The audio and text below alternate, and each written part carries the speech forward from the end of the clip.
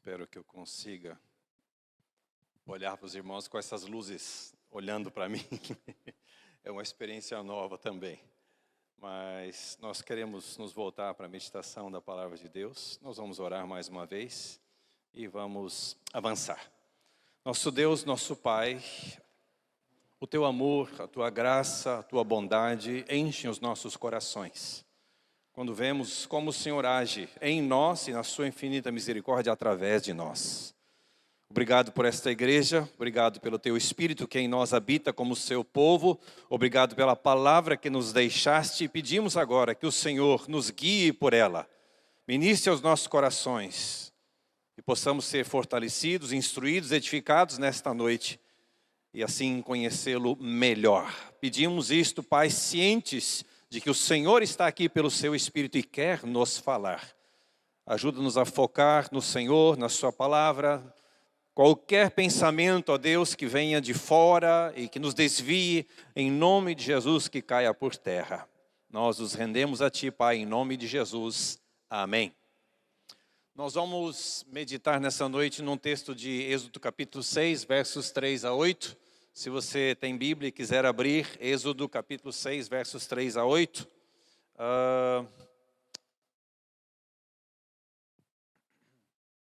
Êxodo capítulo 6, não é 1. Eu vou ler aqui, até que apareça aí, tá? Se você tem sua Bíblia e quiser acompanhar. Êxodo 6, de 3 a 8, diz assim. Falou mais Deus a Moisés e lhe disse, eu sou o Senhor. Apareci a Abraão, a Isaque, a Jacó, como Deus Todo-Poderoso, mas pelo meu nome, o Senhor, não lhe fui conhecido. Verso 4. Também estabeleci a minha aliança com eles, para dar-lhes a terra de Canaã, a terra em que habitaram como peregrinos. Ainda ouvi os gemidos dos filhos de Israel, os quais os egípcios escravizaram, e me lembrei da minha aliança. A ideia aqui não é que Deus esquecera da aliança. A ideia é que agora Ele estava novamente a agir com base naquelas promessas que Ele tinha feito ao antepassado Abraão. 5, 6. Portanto, dize aos filhos de Israel, eu sou o Senhor, e vos tirarei debaixo da carga do Egito, das cargas do Egito. E vos livrarei da sua servidão, e vos resgatarei com braço estendido e com grandes manifestações de julgamento. 7. Tomar-vos-ei por meu povo, e serei vosso Deus. E sabereis que eu sou o Senhor vosso Deus, que vos tiro de debaixo das cargas do Egito. E vos levarei à terra, a qual jurei dar a Abraão, a Isaque e a Jacó, e vou-la darei como possessão. Eu sou o Senhor. Ainda capítulo 19 de Êxodo. Êxodo 19.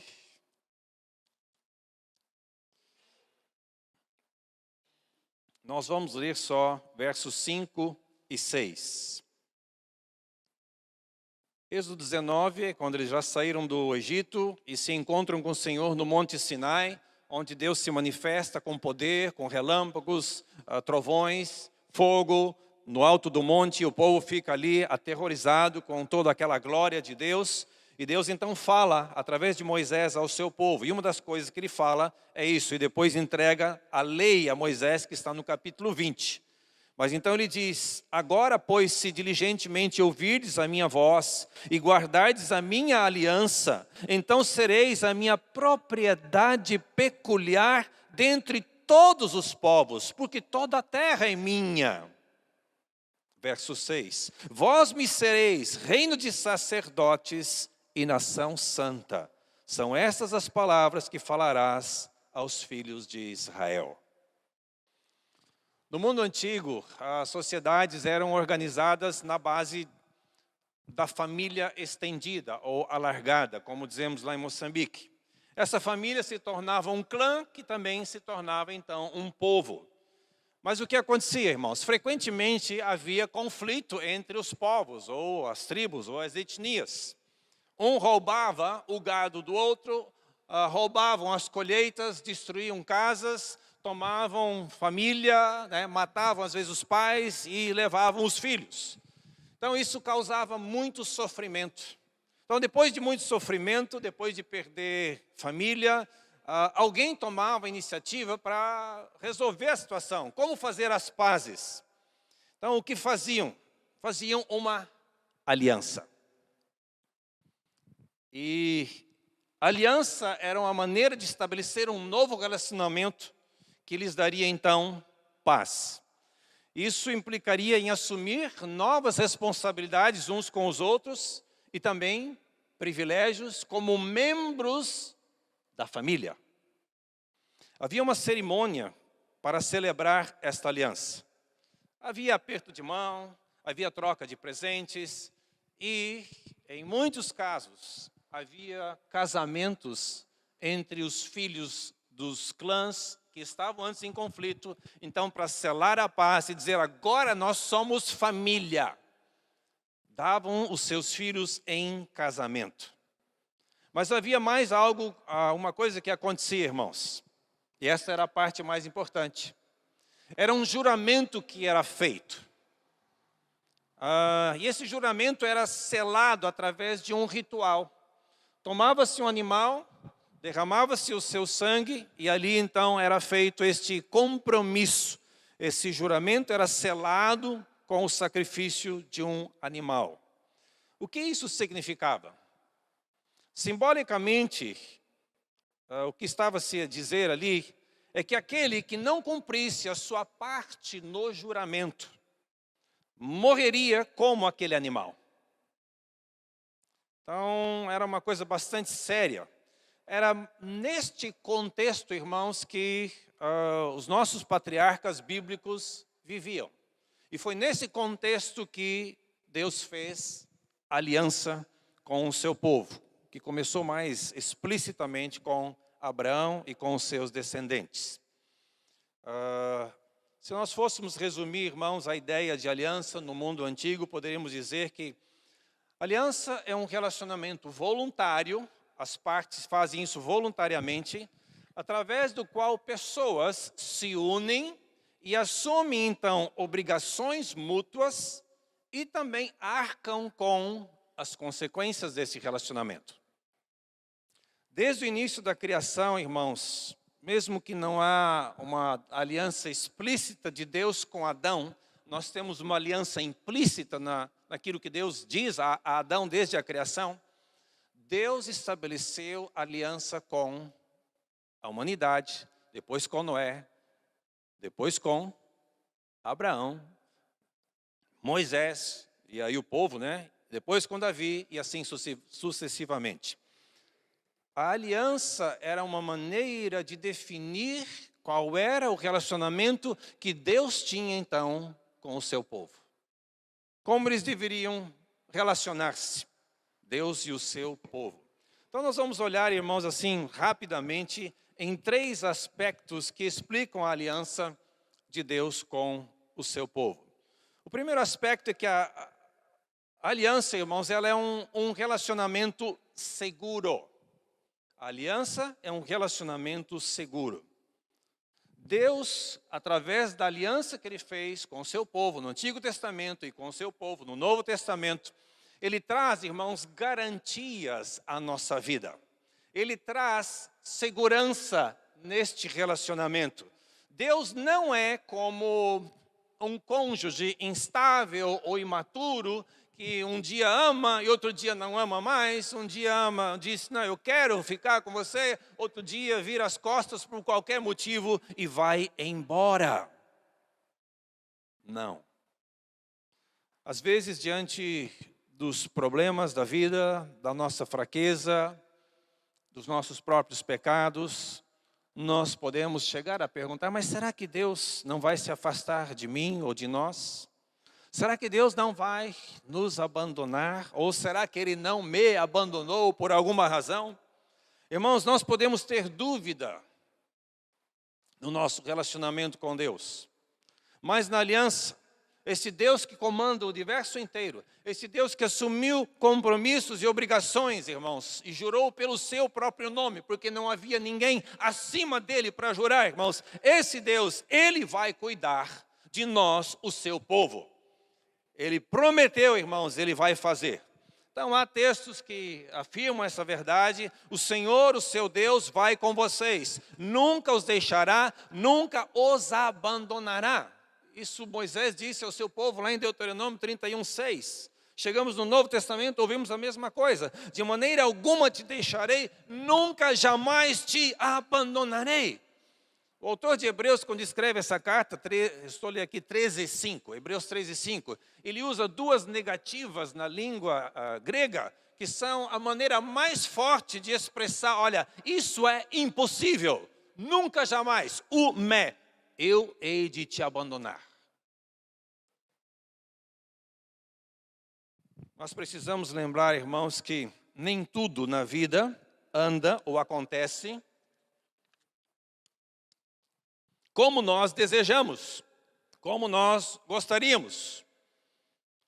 Jesus mesmo disse, olha, meus filhos, no mundo vocês vão ter aflições. E de fato, irmãos, nós poderíamos aqui tomar tempo, horas, e enumerar as aflições que cada um de nós já viveu, está vivendo, os dramas pessoais, familiares, e a vida é assim, irmãos.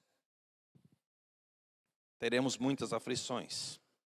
Podemos duvidar, às vezes reclamamos, nos queixamos, mas, irmãos, nós estamos seguros, pois o Senhor garantiu que cuidará de nós.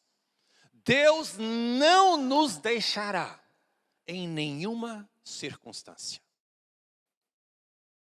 Nós estamos num relacionamento seguro. Eu serei o vosso Deus e vocês serão o meu povo. Aqui um compromisso de casamento, aquilo que o noivo diz para a noiva, nós somos agora um do outro. E é um compromisso assumido e Deus assumiu esse compromisso. Um dos livros mais, talvez, tocantes e profundos da maneira que Deus revelou e inspirou no Antigo Testamento, todos são maravilhosos. Eu amo o Antigo Testamento, eu amo a Bíblia toda, mas tenho uma paixão pelo Antigo Testamento. O livro de Oséias. É uma história assim aos nossos olhos, talvez muito doida, maluca, como Deus usa um homem para comunicar uma verdade da aliança de Deus com o seu povo. Se você ler o capítulo 11 de Oséias, Deus ali derrama o seu coração, dizendo, olha, eu do Egito chamei você, eu te busquei, eu amei, como um filho, eu o ensinei a dar os primeiros passos. Ele descreve um relacionamento paterno, Deus como pai de Israel, Deus como o marido de Israel. E quanto mais eu chamava vocês, meus filhos e meu povo, mais vocês fugiam de mim. E vocês iam para os outros deuses, adorar Baal e oferecer sacrifícios aos ídolos.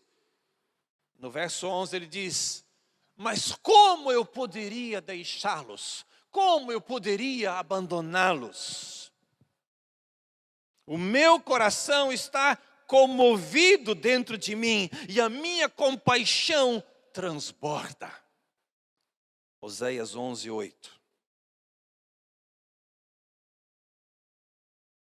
Apesar de toda a infidelidade de Israel, da prostituição religiosa ou espiritual do seu povo, ilustrada na mulher de Oséias, a Gomer, Deus ainda amava o seu povo. E por isso mesmo, irmãos, Ele não deixaria o seu povo. A aliança, irmãos, é este relacionamento que nos dá segurança em quem Deus é e quem nós somos. Mas não significa que podemos viver de qualquer maneira. Além de ser um relacionamento seguro, irmãos, é também um relacionamento exigente. Na aliança, um pertence ao outro. Vós sereis o meu povo e eu serei o vosso Deus. Nós pertencemos a Deus e Ele pertence a nós. É isso que Deus está dizendo, irmãos. E nenhuma parte deveria abandonar a outra. E também não há espaço, irmãos, para uma terceira pessoa no meio deste relacionamento. Deus exige uma exclusividade neste relacionamento. Por quê? Porque nós somos propriedade exclusiva, peculiar, única dele. Nós pertencemos a Ele. Por direito de criação, Ele nos criou, somos criaturas dele. E por direito de redenção, Ele nos salvou, Ele nos comprou para Ele. Nós somos dele. Somos agora povo dele, propriedade exclusiva de Deus. Isso significa, irmãos, que Ele nos ama com um amor zeloso, um amor que podemos chamar adequadamente de ciumento, no sentido positivo, de zelo, mas Ele então quer exclusividade. Ele nos ama e Ele quer que nós o amemos, e o amemos de todo o coração. Então não há espaço, não há brecha, irmãos, para entrar uma terceira pessoa, um outro amor, uma outra paixão, um outro caso, um outro qualquer. Seja lá o que for, irmãos. O nosso coração, ele tende a se apegar sempre a alguma coisa. E nesse sentido, todos nós somos adoradores. Mesmo os que negam a existência de Deus, não o adoram, adoram alguma coisa ou alguém. Então Deus, irmãos, Ele também exige exclusividade. E Ele exige um comportamento, uma conduta de vida que a gente chama de santidade. A santidade, irmãos, do povo de Deus está diretamente ligada ao caráter de Deus, a quem Deus é. Como Ele é, Ele deseja que nós, os seus filhos, sejamos. E isso vai de Gênesis a Apocalipse. Sede santos porque eu sou santo. É isso mesmo. Levítico capítulo 11... 1 Pedro 1, 15, 16 e tantos outros textos que nós poderíamos citar. Santidade, irmãos, é uma expressão de amor. Pertencer a Deus não nos permite fazer aquilo que nós queremos. Não nos permite, irmãos, viver de qualquer maneira. Deus exige de nós uma maneira santa de viver. Uma maneira que mostre que nós pertencemos a Ele, que nós somos dele e que nós temos uma aliança, um pacto com Ele, que mostra como Ele é.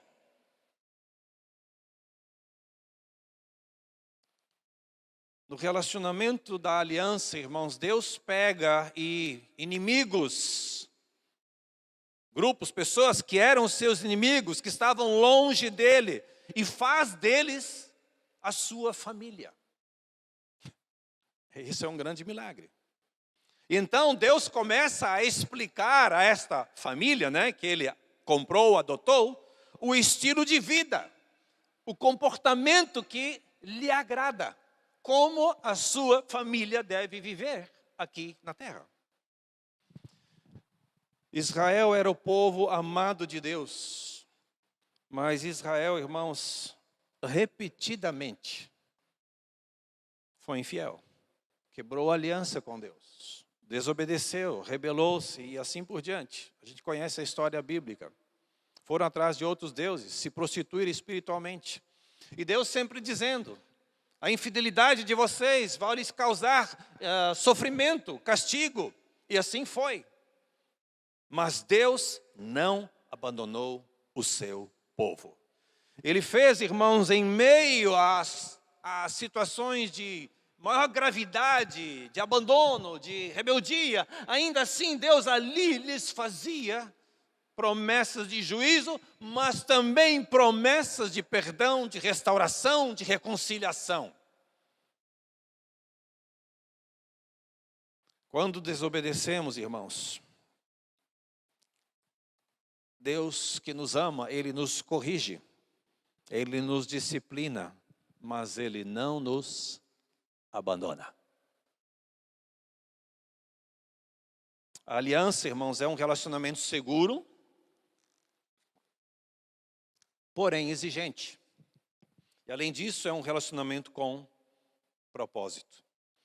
Quando Deus faz aliança com o seu povo no Novo Testamento, essa aliança antiga é substituída pela nova aliança através de Jesus. Nós ficamos ligados a Ele e ao seu plano para o mundo. E qual é o plano de Deus, irmãos? É salvar pessoas e trazer essas pessoas para o seu reino, para que elas também adorem a Deus e experimentem essa comunhão gloriosa que nós podemos experimentar com Deus. Deus quer ser conhecido por nós e perante todo mundo como Ele é.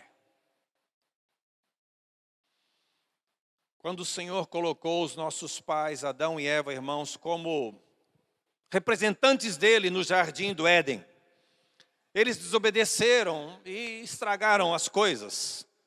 Não é que Deus ficou agora sem saber o que fazer, porque foi tomado de surpresa pela desobediência dos seus filhos.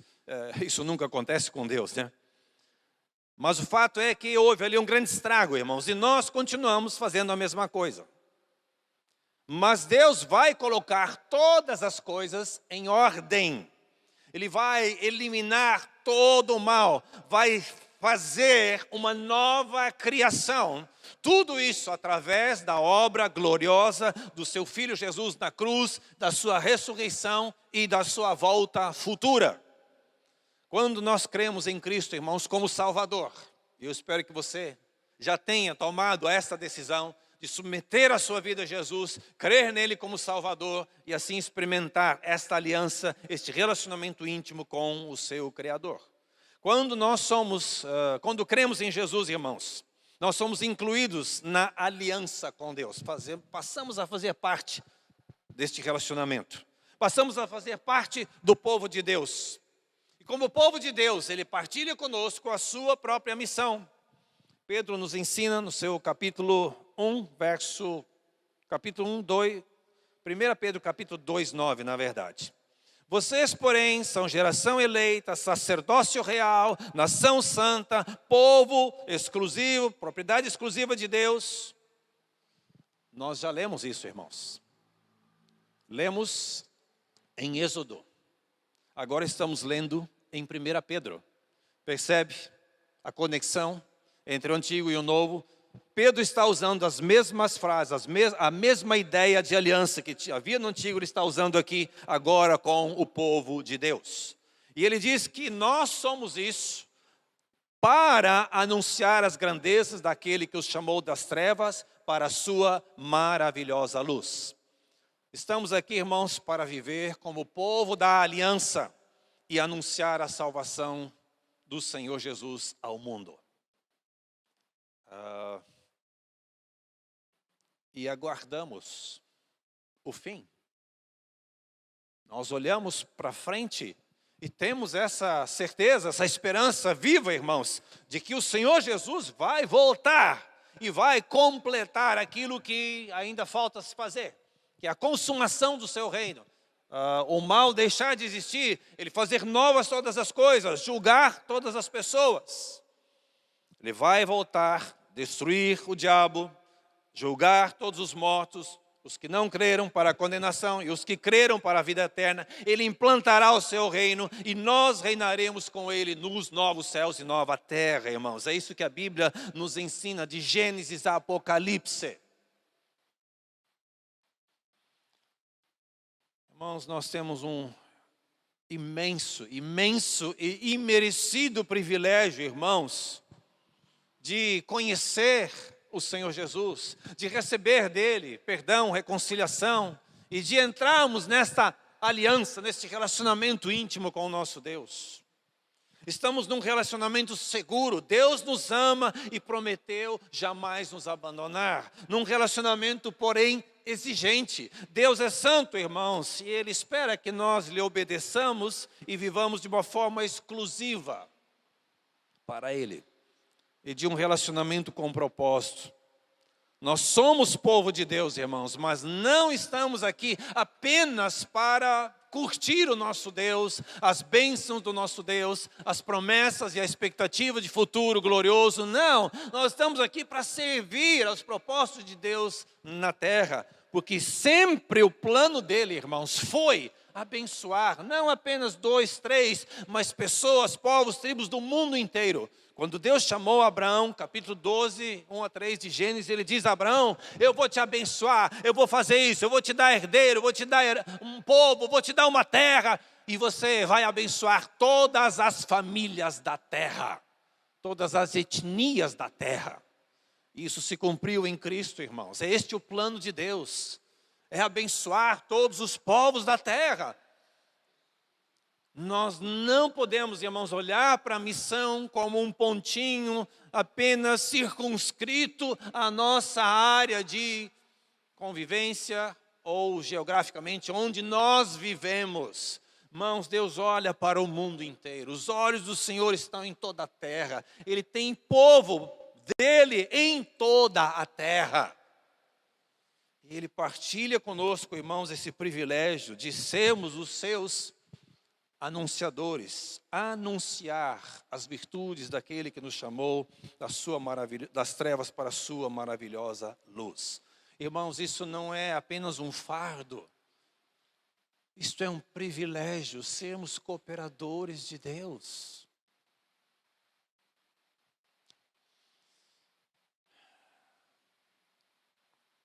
Eu creio, irmãos, que todos nós, em diferentes momentos da nossa caminhada com Deus, às vezes enfrentamos situações críticas, onde podemos até duvidar do amor de Deus. Podemos estar com medo de que talvez Ele se esqueceu de mim. Talvez alguma coisa aconteceu e eu penso, não, Deus nunca mais vai me aceitar na presença dEle. Mas, irmãos, não é o que a Bíblia nos ensina. Ele jamais nos abandonará. É verdade, Ele não nos deixa viver de qualquer maneira. Como nenhum pai abandona o seu filho a viver de qualquer maneira. Mas ama, vai atrás, resgata, reconcilia e muitas vezes é necessário um processo de correção. É o que Deus faz conosco, irmãos. Será que nós temos quebrado a nossa aliança com Deus?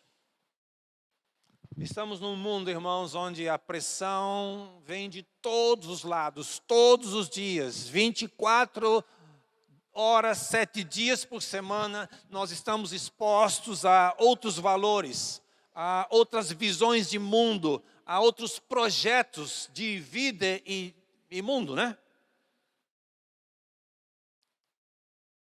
A questão é que essas coisas muitas vezes acabam exercendo sobre nós, irmãos, alguma atração.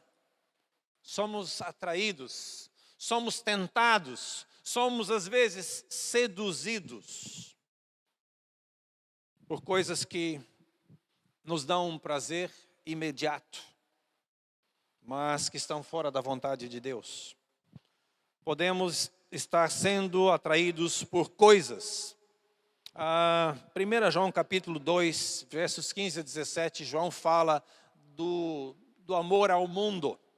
E ele usa 3 palavras: concupiscência da carne, concupiscência dos olhos e soberba da vida. Ele está a falar ali, irmãos, de um prazer fora da vontade de Deus, concupiscência da carne. Todo tipo de prazer fora da vontade de Deus está nessa categoria. Ele está a falar da soberba da vida, que é aquele orgulho que se desenvolve pelas conquistas materiais e pelos bens em si. E ele está a falar também de soberba da vida. É geralmente o orgulho por conhecimento que adquirimos, por quem nos tornamos. Olhamos, né, dizemos, de fato, eu sou o cara, né? Conquistei, cheguei aqui, né? Então, nos congratulamos com essas conquistas. Irmãos, não há problema nenhum em alegrar-se com conquistas, com bens materiais que Deus nos dá. Não há nenhum problema. O problema, irmãos, quando essas coisas conquistam, seduzem-nos e de tentação passam a ser uma prática, um estilo de vida, algo que entra em nós e começa a influenciar as nossas prioridades, investimentos de energia, de tempo, de esforço, de recursos, e aquilo começa a ocupar um lugar na nossa vida que pertence somente ao Senhor. Irmãos, todos nós estamos sujeitos a estas coisas.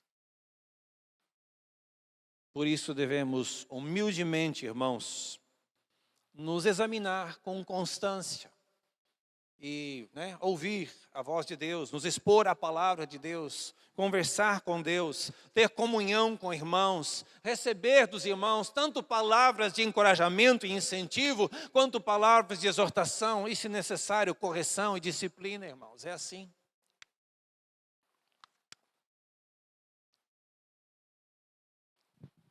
Será que estamos engajados na missão de Deus mesmo, aquela missão que é em primeiro lugar dele, que ele é o primeiro missionário que cria e que redime a sua criação, por isso nós somos salvos, por isso temos uma aliança com ele, porque ele veio a nós, irmãos, não fomos nós que fomos a ele, ele nos amou primeiro, por isso nós o amamos hoje, é só por isso.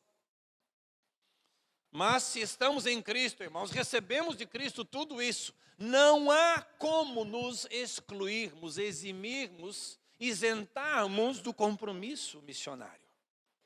E não é só ir para Moçambique ou para o outro lado do mundo, irmãos, o compromisso é aqui com o povo de Deus. No envolvimento em tudo aquilo que pode promover a glória de Deus, salvando pessoas, abençoando pessoas, transformando vidas, transformando famílias, transformando um bairro, transformando uma cidade, seja lá o que for. A última pergunta, irmãos, e com isso eu quero encerrar. Será que alguém é capaz de obedecer, irmãos, perfeitamente as exigências desta aliança, desse compromisso com Deus?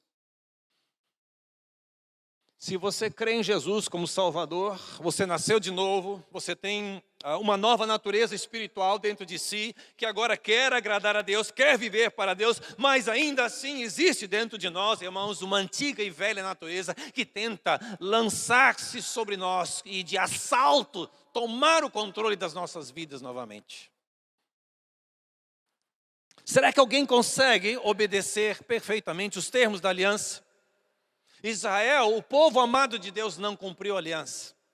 A igreja, o povo amado de Deus, também não consegue cumprir essa aliança. Nós não cumprimos, irmãos. Só há uma opção. Nós só podemos viver a aliança unidos a Cristo no poder do Espírito Santo.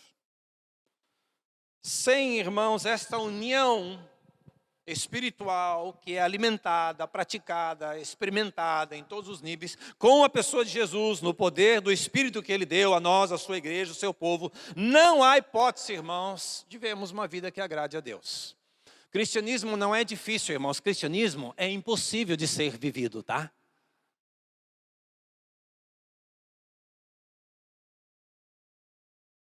Por isso, irmãos, a nossa vida, o nosso relacionamento com Deus, ele exige, é necessário que tenhamos essa conduta diária de nos colocar diante de Deus, confessar qualquer pecado que identificamos, e o sangue de Cristo é poderoso para nos limpar. É isso que fazemos constantemente para renovar e manter a nossa aliança com Deus. Isso não acontece só no dia da ceia, irmãos, que é um momento super oportuno, que tem tudo a ver com o que estamos a falar aqui. Mas é algo que deve acontecer na nossa caminhada diária com o Senhor. Aquela caminhada humilde diante de Deus, de um filho, uma filha, simples, dependente dEle, que se coloca humildemente diante dEle. E recebemos do Senhor, irmãos, renovação, recebemos do Senhor perdão, recebemos do Senhor alívio, recebemos do Senhor reafirmação. E saímos daqui renovados. Saímos daqui hoje, irmãos, alegres e gratos a Deus, porque sabemos que nós somos de Deus e Ele é nosso. E ninguém, nem céu, nem inferno, nem presente, nem passado, nem futuro, pode nos separar da comunhão com Deus. O meu desejo e a minha oração, irmãos, é que nós saímos aqui hoje alegres e gratos, porque fomos aceitos na presença de Deus, por causa do seu Filho Jesus. Porque cremos e confiamos nele, e continuamos crendo e continuamos confiando. E saímos aqui, movidos, motivados para dizer: Deus, eu quero que a minha vida seja um instrumento útil, simples, mas poderoso e eficaz na missão que o Senhor partilhou conosco, o seu povo. Irmãos, nós missionários não temos nada de melhor do que vocês que estão aqui. Às vezes as pessoas olham para nós e há uma espécie de romantismo, né, do campo missionário, essa ideia de que missionários devem ser alguns super-heróis espirituais, porque deixam aqui a sua família, as coisas, e vão para o outro lado do mundo. E isso tudo acontece, a gente tem que abrir mão de coisas, sim, nós abrimos. Mas, irmãos, nós lutamos tanto quanto vocês. Nós somos do mesmo material. Nós precisamos da mesma graça que vocês recebem todo dia aqui. Nós precisamos lá do outro lado do mundo. E muitas vezes, relembrar e renovar esta aliança é o que nos fortalece e nos ajuda a continuar e avançar. E esta é a minha oração por mim, é a minha oração por esta igreja, é a minha oração para o povo de Deus, aqui no Brasil e lá em Moçambique. Amém, irmãos? Amém. Vamos orar.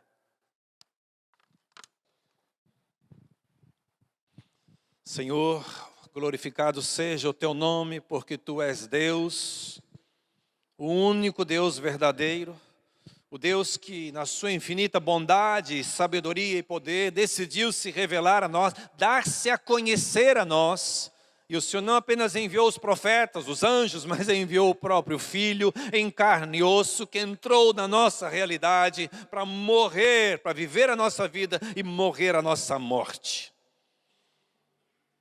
Aquele sangue derramado na aliança deveria ter sido o nosso sangue, porque nós só merecíamos a morte. Mas o Senhor sacrificou o seu próprio Filho para que nós pudéssemos ser salvos e hoje estar aqui na tua presença, te adorando como o nosso Deus, o nosso Salvador, o nosso amado guia e consolador. Obrigado, Pai, por esta palavra. Obrigado pelas certezas que o Senhor nos dá. Nos ajude a confiar naquilo que o Senhor diz. Espírito de Deus, sonda os nossos corações, ensina-nos, santifica-nos, ajuda-nos a vencer as nossas lutas, nossas tentações, os nossos pecados, as nossas fraquezas, Senhor. Ajuda-nos, sem o teu poder, sozinhos nós não conseguimos, mas confiamos e pedimos ao Senhor, dá-nos a tua vitória, Senhor. Porque o nosso desejo é sermos, de fato, o seu povo amado, único, exclusivo, que retribui em amor o amor que recebemos. Abençoa, Pai, a mim e a Deila. Nós somos fracos e necessitados e precisamos de Ti. Abençoa, Pai, esta igreja, cada irmão, cada irmã, a sua liderança, Pai. Enche-os de graça, sabedoria e poder, e que assim juntos possam caminhar, certo de que estão em aliança, estão aliançados com o Senhor Deus. Pai, obrigado por esta hora tão preciosa, por esta palavra. Ajuda-nos, Pai, a vivermos aqui neste mundo em missão. Esse senso de que temos o privilégio imenso de participar de algo tão grandioso, proclamar, anunciar quem o Senhor é, que tipo de Deus o Senhor é. Aquilo que o Senhor tem realizado em nossas vidas pela sua misericórdia e poder, e aquilo que o Senhor quer realizar na vida de tantos outros. Pai, entregamos-nos a Ti, em nome de Jesus. Amém. Amém, irmãos? Amém? Amém. Então,